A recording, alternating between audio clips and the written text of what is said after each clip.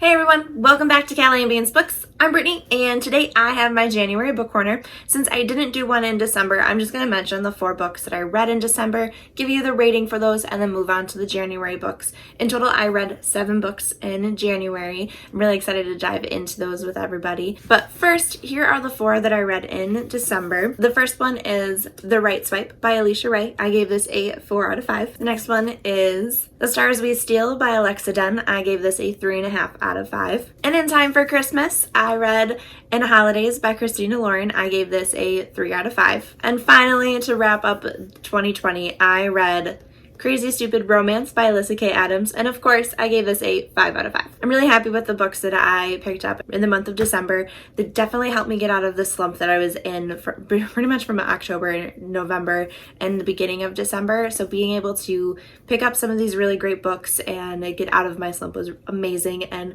led me into 2021 on a high and ready to read. Like I said, in total I read 7. To start off the year, I read How the King of Elfhame Learned to Hate Stories by Holly Black. This is the follow-up to the Folk of Air series. It's the novella that surrounds Cardan. So we're actually getting to know him on a personal level. So we're getting to see him when he was a child, and then bits and pieces from the Folk of Air series in Cardan's point of view. So we get to see who he is and why he did the things he did, and kind of getting an idea of how he actually feels about Jude, which was amazing. It was so well done, and I definitely enjoyed getting a different perspective from the Folk of Air series and getting an idea of who Cardan really is. I'm really happy that this is how I started the year of 2021. It's definitely a great book to kick it off. The second book that I read was Ink in the Blood by Kim Smejkal. I gave this a 2.5 out of 5. Overall, it was a really interesting concept to the story. I really enjoyed the uniqueness of the magic system. However, it wasn't fully explained, so there were bits and pieces that kind of were missing. Some of the characters were really well done. I really enjoyed the character development. I enjoyed the relationship development. It was just the plot. The plot was all over the place. It was really hard to follow where the story was going. And it got to the climax of the story where all of the reveals were happening. It just felt like it was jumping from bit to bit to bit. And it was really rushed, but at the same time drawn out. That's just how I felt about it. There were just so many things going on, and I really didn't like the way it was ending. I felt that we got to this major point and it was just all for nothing. Overall, I wish I would have liked the story more just because it was so unique, but there were points where it just did not make sense, and I wish that there was just a little bit more explained when it came to why the characters were doing what they were doing. It just felt like it was jumping from point to point to point, and we didn't really understand why they were doing it. The sequel comes out, I believe, in February. I probably won't be picking it up. I'm not as connected to the story as I wish I was, and I don't see where it's going to go. The way the ending was, it felt like the story wrapped up, so I'm not really sure what they're going to do with the sequel, so I think I'm just going to skip it and kind of just move on. It was disappointing because I really was hoping to enjoy it because the concept was really unique for me. The next story that I picked up was Twice in a Blue Moon by Christina. I gave this a 4 out of 5. I was pleasantly surprised. Going into the story, I was a little weary. I haven't enjoyed all of the Christina books that I've read. In total, I've read 5. I really enjoyed The Unhoneymooners. That was the first book I read when it came to adult romance. It opened up this beautiful genre, and then the other 3 that I've read were very meh. I did enjoy Holidaze. The 2 other ones, I didn't enjoy them as much as I wanted to. Twice in a Blue Moon was a pleasant surprise. I did enjoy the story. I enjoyed getting to know the characters. We follow Tate and Sam on a 2-week whirlwind romance in London when they're younger, and then it's been 13 years and they're meeting, but Tate is holding this grudge against Sam because he revealed this big part of her life that she wasn't ready to reveal to the world. There were moments where I wasn't a huge fan. It wasn't a perfect story by any means. I can definitely see where people are like, this is not great, but I also really enjoyed it in general. I was able to dive in, and I felt a connection to the story where in the past I haven't been able to connect to the story and the characters for Christina Lauren. So this was a really nice surprise for me. Overall, I probably won't go out of my way to read Christina Lauren stories. There are other adult romance authors that I do want to explore and jump into, so their books are more on the back burner going forward. It might just be a pleasant surprise picking them up in the future. So the next book I picked up was Ash Princess by Sebastian. I gave this a 3 out of 5, and this is the beginning to a trilogy, and I really enjoyed the ending of this one that led into the rest of the series. The beginning was a little rough for me. There were moments where I just felt like it was boring. You get this major event that happens that kind of changes the course of everything, and that's when you get more of how the main character really feels about everything. In the beginning, it's kind of dancing around and skirting around what is actually going on in Theo's head, but then we get this major event, and that's when you realize that it's about to get real.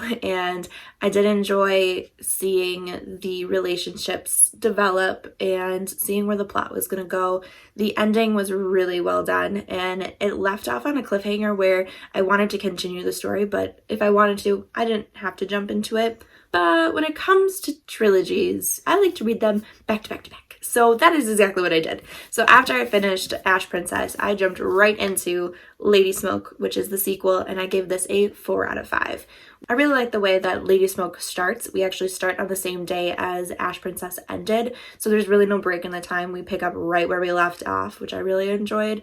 We jump right into the explanation of where they go from here now that they are escaping and starting to really get the ball rolling on taking the country back. And one thing that we get is also more of an explanation of what Astria was before they were conquered, and that is one thing that I felt was missing in Ash Princess. So Lady Smoke explained more of what the history is of the world that we're in and getting to see more of the politics. And I do really enjoy when stories actually develop politics, not just within a country, but within their world.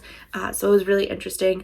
I love that there were maps included, because I did find myself flipping back and forth, seeing where these people are from and like journeys and what the plans were. It was amazing. There are definitely moments that got emotional, and I really did enjoy seeing the different emotions that were coming out in the characters as well. It wasn't just one emotion. We actually feel more of the hatred, we feel more of the anger, but we also feel love, and we see where these characters are going with their rebellion. And I really did enjoy the setup for the finale, which I read pretty much right away as well. So the finale is Ember Queen, and I gave this a 4 out of 5. I felt that it was a very well done finale.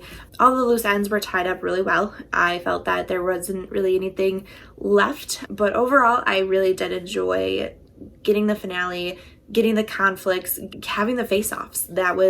I felt like everything was really well done. The magic is more developed from the first one into the third one, and it isn't forced. There were some moments where I was like, oh no, this isn't going to be good, but it just flowed. Everything really flowed from beginning to end, and I really did enjoy getting to see how the characters got from point A to point B. And overall, I really did enjoy the series. So the final book that I read in the month of January was Tweet Cute by Emma Lord, and I gave this a 4 out of 5. This was one of my anticipated reads of 2020 that I just kept putting off, and then I felt like I couldn't read contemporary anymore, and then I wanted to explore it again, so this was the first one I picked up to explore contemporary, and oh boy am I happy I did. I really enjoyed this story. I absolutely loved it from beginning to end. I really enjoyed seeing the different characters, and it's a dual perspective. You guys know I am a sucker for dual perspectives, especially when it comes to romances, and whether it's a contemporary romance or an adult romance. I thoroughly enjoyed it. I really enjoyed getting to see who these characters really were, and the beginning we're set up that we're following Pepper and Jack, and they're not friends, but they're not enemies. They don't really know each other, and then we as an audience know that they're talking on an anonymous app called Weasel, but they don't know that they're each other. And then they also are running their parents' businesses' Twitter accounts. but they have no idea. It's set up to be really interesting because they are a part of each other's lives in 3 different parts, but in 2 of those parts, they have no idea. So I was really excited to see that set up because I'm like, we're going to get some drama, guys. And boy, did we.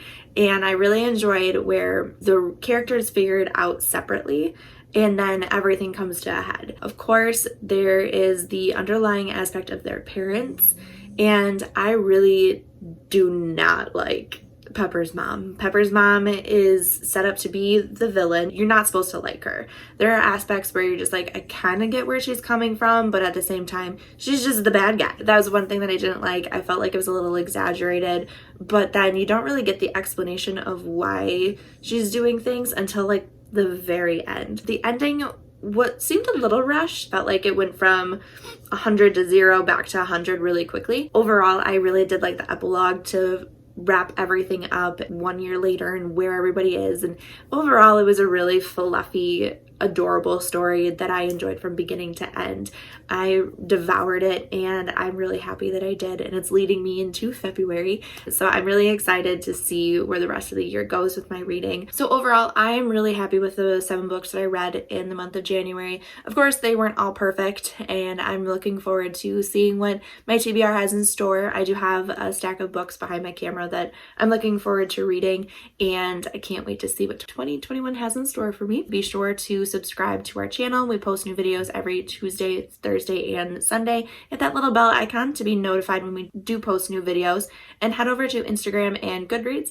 Our joint and individual accounts will be listed in the description below, and of course, head over to Goodreads to join our book club. We're getting that back up and running, so stay tuned for updates from Serpent and Badger Book Club. Until next time, everyone, bye.